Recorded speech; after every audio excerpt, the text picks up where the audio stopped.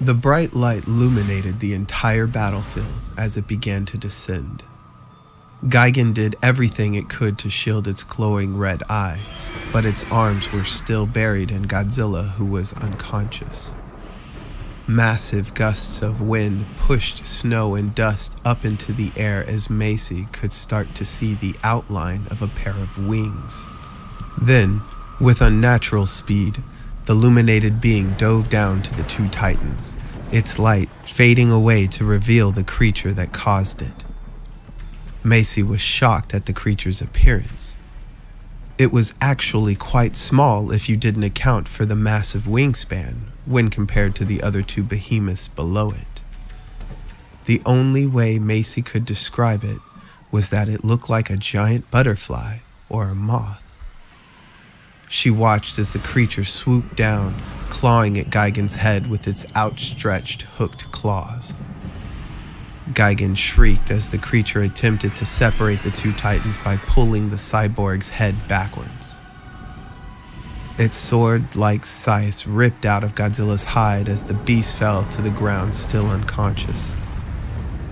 G.I.G.A.N caught itself as it fell to the ground after the moth-like creature released its grip. Its vision finally returning, G.I.G.A.N rose to its feet to face this new threat when it saw the two massive eyes that belonged to Godzilla staring at him. The cyborg took a step back in confusion as it realized it was only looking at the wings of its true assailant. Lightning flashed across the darkened clouds as the giant insect let out another cry, hovering in place. G.I.G.A.N felt itself being pushed back by the hurricane winds produced by its new opponent as it struggled to keep its footing. The cyborg cried out as a flash of light appeared above its eye, followed by a sonic boom. Macy watched the majestic creature fall to the ground with cries of pain from the massive hole that now appeared in the lower part of its right wing.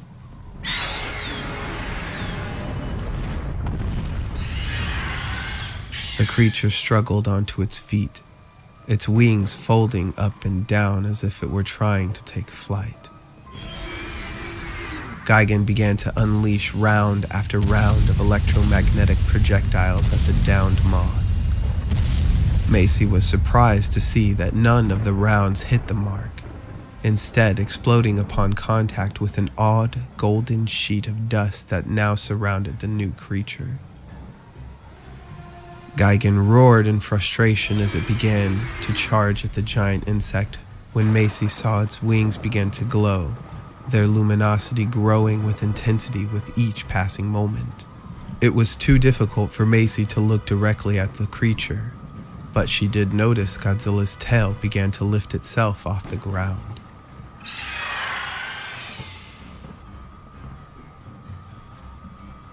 G.I.G.A.N shrieked in pain as it turned away from the bright light. Macy watched as the creature launched itself at the cyborg as it simultaneously turned and fired another electromagnetic round, this time finding its mark. The light quickly faded as Macy watched the now headless moth slam into G.I.G.A.N, knocking it over onto its back. "Serves you right for meddling, you wicked beast," Ian said with a hateful look on his face. Titanus Mothra, as referred to by Monarch Sciences, or simply Mothra, is its designation. Monarch found the existence of the creature back in 2009, but they had only found a chrysalis. They referred to it as the Queen of Monsters. Apparently, she was seen as some sort of divine being. Not so divine with your head missing, are ya? Mothra, eh? So there really are more out there. G.I.G.A.N roared as it shook its head, still disoriented from Mothra's last attack. It stumbled in circles as it tried to swipe at the air, hoping to hit its already dead opponent. The cyborg abruptly stopped when it heard the all-too-familiar sound of the beast it had already beaten. Macy watched Godzilla throw its full weight into G.I.G.A.N, nothing left but scars where its lethal wounds used to be. The godly beast clamped down on Gigan's throat as it pulled the abomination to the ground on top of Mothra's limp body. Macy could see Godzilla's spines glowing brighter than she had ever seen them before as it released a massive atomic beam that encompassed Gigan's entire head. The beam's wide angle had also made contact with Mothra, setting the queen of the monsters on fire, which quickly consumed its entire body. Godzilla slammed its foot down on the lifeless cyborg and let out a fierce, triumphant roar that shook the buildings around him. So tell me, who are you? Macy turned her attention from the battlefield as Godzilla disappeared into the night, leaving the still burning bodies of the other titans in its wake. She looked at Ian with a smile. I told you. My name is Macy. Don't insult my intelligence. You knew about Project G.I.G.A.N, and you're obviously not some mercenary. And why are your eyes glowing? My eyes are glowing? Ian looked at her with a sarcastic expression on his face. You're serious? Well then, Nima, Macy said aloud. Ian looked at her with one eyebrow raised. Then, as if appearing out of thin air, the figure of a tall, slender woman appeared. Ian noticed that she was dressed in a toga-like garment with golden trim. He was taken back by her beauty as a voice filled his mind. Hello again, Dr. Jensen. Do you have another query? In fact, I do, Nima. Can you tell me, are my eyes glowing? Yes. Can you tell me why? Ian's eyes grew wide as his mind began to flood with questions. Who was this woman that appeared out of nowhere, and how was he hearing her? Her lips were clearly not moving. It is a side effect of prolonged exposure to the cephalon.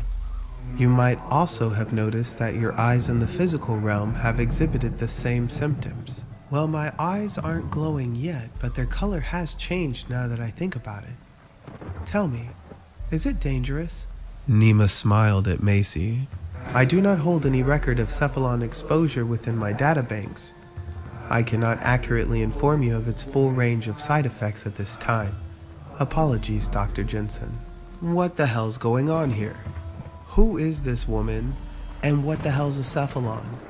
Macy turned to face Ian as she attempted to ease his anxiety with a smile. Nothing you will remember. Ian watched as the memory began to fade into darkness, quickly making its way to the outpost he was lingering on with Macy and their new companion.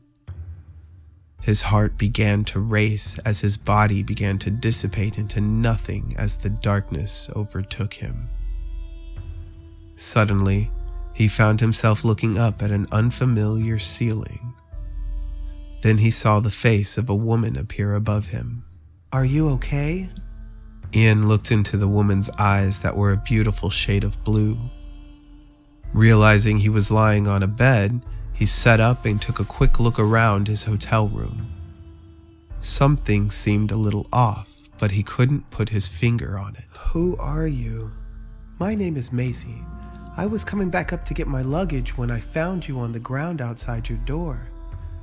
You were still breathing, so I took your key card from your pocket and pulled you in here. What happened to you? Ian placed his hand on his head that had started aching when he sat up. I don't know. I guess I blacked out or something? This has never happened to me before. Well, you seem like you're doing better. Maybe you should get yourself checked out. And maybe lay off the fast food. You were kind of heavy.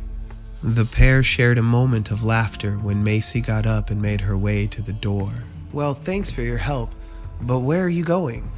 Macy opened the door and turned to face the still disoriented man still sitting on his bed. I've got a flight to catch. I'm already running late. Goodbye, Ian. It was nice meeting you.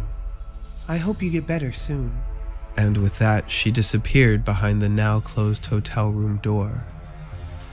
Ian took a sigh of relief when a thought came to his mind. He looked around the room, searching for his wallet. He stood up, realizing that it was still in his back pocket. He scanned the room one more time, searching for the answer to the question that plagued his mind. How did she know my name?